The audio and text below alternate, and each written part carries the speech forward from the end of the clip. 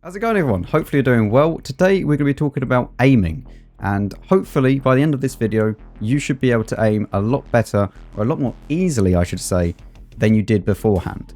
Now yes, we are going to be going into kind of the nitty gritty parts of the video where I'm going to be talking about how to really improve your aim towards the end, but at the start it's just going to be more general for everyone. So even if you're not someone that is, super into it and super hardcore gamer and, you want to get the best of the best, just these general tips at the start are going to help you out quite a bit. Now, the first thing to do is to download whatever software you have for your mouse. Now, for me, I have a G Pro Superlight, so we have the Logitech G Hub. You could have a Razer mouse, like the Viper, Death Adder, something like that. And then you download Synapse. SteelSeries has one. Glorious has one. Pretty much all the most common gaming mice will have a software that you can download to change the DPI and to change certain things about the mouse. If you do not have any software whatsoever, then try and find out what the DPI is of the mouse. Usually it will have a little DPI button at the very top of the mouse that you can quickly change to. So see if you can find out any way that's possible what that DPI is, and then it will help you out moving forwards as well. But for everyone that does have software, make sure you go into the mouse and make sure you set a DPI that you're comfortable with. I would recommend anything from 400 up to 1600. If you go past 1600, it can get a little bit dodgy to actually find the correct sensitivity in game, especially in World of Tanks, when if you go past like 1600, you're approaching kind of speeds that are just too fast. So I would say stick around about 800 to 1200, and that should be the sweet spot. Do not bother with any DPI switches or anything like that. Just set one DPI. As you can see in this, I could change multiple ones, for example. By default, I think it's like 400, 800, 1200, 1600, like 3200. It goes up and up and up. Don't bother with any of them. Like you can see how fast it is at 3700. It's almost impossible to even click anything. So just delete the rest just by pressing the delete key, and then stick to one DPI for everything. It is by far the best tip that I can give you. Stick to one DPI. As I said, I would probably recommend 800 to 1200 for most people. Especially if you don't have loads of space on your mouse pad, go route to 1200 and then adjust the sensitivity in-game accordingly. But for me, I play on 800. I've always played on 800. I've played on it for years, even in CS. I was playing on like 400 or 800, and then I moved to 800 and haven't changed for years now. So 800, constant, never changing. Now, for the next part, this is going to be in-game sensitivity. So whatever game you're playing, try and get roughly the same sensitivity if you can in game, at least for when you're in like first person mode. So in game, I play on basically one sensitivity, which is just one click of the scroll wheel. To do that by default, I mean, it's roughly like this. So set all of these to the lowest possible one, and then just do it one scroll wheel click as it goes up. That is what I have. So I have 800 DPI, and then whatever this is meant to be in World of Tanks, it's not actually one sensitivity because it's technically like some random number, and you can go into the preferences XML file and change it manually. But for me, it's just way too much effort to go into the preferences folder or the file and then go and change that every single time that I change some settings in game. It's just not really worth it. For arcade aim, this is on 5, so 1, 2, 3, 4, 5. And that is good. From here, what you can do is whatever sensitivity you have, you can then adjust accordingly. What I'm going to tell you is that if you come from a sense that is super, super high, do not just suddenly go to my sensitivity. It will not work for you. You need to gradually bring it down. Maybe play a full day on a little bit lower sensitivity and then just keep bringing it down until you're comfortable. You do not have to copy my sensitivity. It is not going to be the best sensitivity for everyone. Once you do find that sensitivity, keep with it and just keep playing with it. Not everyone has the luxury of having lots and lots of space. If you can, try and get more space on your mousepad and get a bigger mousepad if you can, but don't, fret if you don't have loads of space. You don't need it. Just try and find a sense that is good for you. Now, next up, we're going to be talking about server reticle. Obviously, this is just for World of Tanks. Do not really use this unless you have very, very fast sensitivity or you have very, very bad ping. Because the thing is, if you have low sense and have good aim, you don't need server reticle. Because most of the time, 90% of your shells are going to go where you aim them. Obviously, RNG has a factor, but we're not going to get into that. But if you do not have like nice smooth aim or you have high sensitivity, then enable this. Because if you flick and you're flicking super fast and then the server is getting ages and ages to catch up with you, this will help you out because then you know actually where you're aiming on the server end. But if you go slow, then most of the time the server is actually in line with you and you don't have to really worry about it. The best thing that I will say is that if you do a full like 180 with your tank and you're aiming at someone that's completely behind you, just wait a second or so, because then the server will catch up and then you can actually, go where you aim. I mean, don't wait too long because then, if you only wait a second if you can. Don't just sit there waiting and let the enemy kill you, but you get what I mean. Obviously, the servers that we play on World of Tanks are just awful. They're like 2 tick or something like that, or 6 or 8 tick or whatever. It is very, very bad. And if you don't know what tick rate is, it's basically the amount of times that it updates in a second. So you would have, for CS, for example, 128 tick servers on ESEA, which means it's updating 128 times a second. And then you'd have 64 tick on matchmaking. And even then, for 64 tick, it's still a bit dodgy.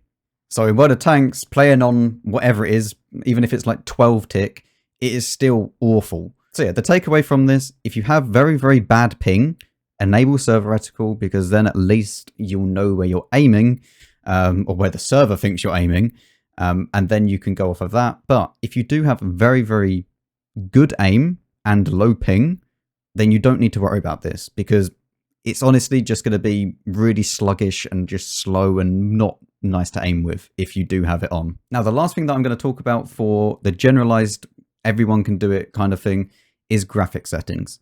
Something that is very, very overlooked by most people. Because if you get a brand new GPU or, brand new computer, you just whack these up as high as they can possibly go, when realistically, you're actually hindering yourself for no reason. Disable motion blur. Motion blur should never be on. It is just stupid, disgusting. Get rid of it. Yes, it's great for cinematics and stuff like that, but when you're actually playing the game, motion blur just distorts the image and you cannot see what you're looking at in fast motion, especially if you're on a 60 Hz screen. So disable motion blur and it will help you out quite a bit for visibility. Then disable anything else that is to do with grass, foliage. Get as much of that off your screen as is possible so that you can see what you're shooting at all times. These are the settings that I have at the moment. They work out pretty well. You can go even lower than this if you want to, but it's up to you. But just overall, get rid of most of the distractions that appear on the screen. Okay, so moving on to the more try-hardy people, and I know there will be some of you out there in the YouTube comments that want to improve your aim and get a bit better. The best way is to probably download an aim trainer. There are a few of them, but this is by far the best one that I've seen. And you could do this again within CSGO if you have it, but this is completely for free. You just download it. I believe it's like 500 megabytes.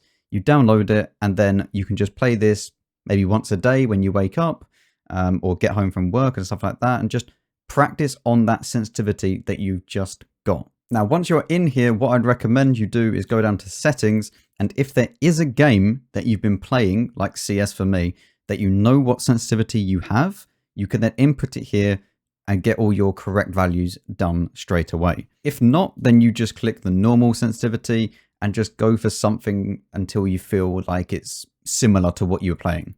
But once you go to the main menu, then you can see, if you click on quick play up in the top left, you will see here all the different game modes that you can choose from. A good one is this bot flick, where you aim at the center and then you move the mouse. What I'd recommend you do is just get used to the sensitivity. Don't worry about the score or anything like that. Just get used to it. So as you can see here, if you hover over them, it shows you a little preview of what you can do. For this one, it's actually quite good for sensitivity, because what you can do is just go slow at the start and just go slow and then slowly build your way up to getting faster and faster on that sensitivity. I'll show you as an example.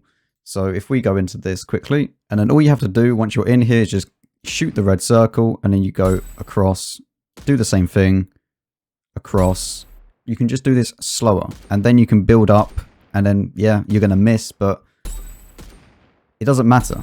Eventually, you'll get to a point where you can then keep doing this faster and faster and faster, and then it just won't even matter. Like, you'll be getting some insane scores.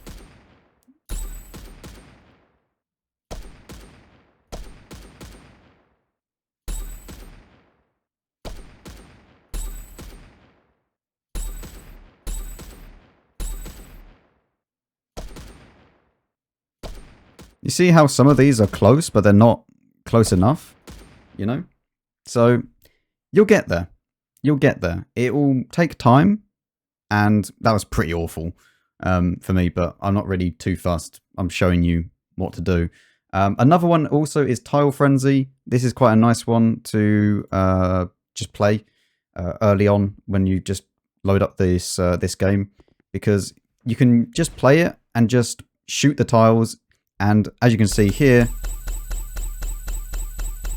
it's just simple.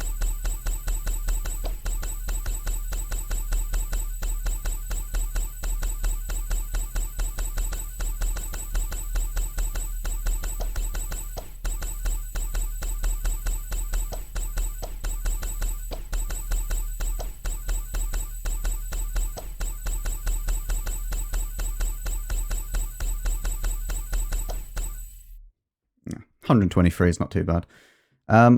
So yeah, it's just simple. It's just nice, fast. It gets you used to the sensitivity. As I said, don't worry about the score. Just try and get used to the mouse sensitivity. And as you play more and more of these, it builds into your muscle memory. And muscle memory is the biggest thing that you can have in any game, because you're used to doing that flick or those kind of smooth tracking shots. So yeah, this game is actually very, very good. Now, the last thing that I'm going to leave you on is to get a bigger mouse pad and also a smaller keyboard. This is only for the people that really, really want to try hard, like an exceptional amount. Also get a mouse that is as light as possible and preferably wireless. G Pro wireless, even like a G305, Viper Mini. I know that's wired, but it does also work. Viper Ultimate could work. There's plenty of mice out there that are going to help you out. For keyboards, preferably a 10 keyless one if you don't use the numpad for work or something like that, because then the numpad is just out the way. It gives you more space for your mouse and movement. And also get a mouse pad that is either like a full length one like I have, as you can see on the screen now, or you could just get one that's a bit bigger. You can look into these a lot more. I recommend Rocket Jump Ninja for mouse reviews, and for keyboard reviews, just need to get one that's mechanical, to be completely honest with you.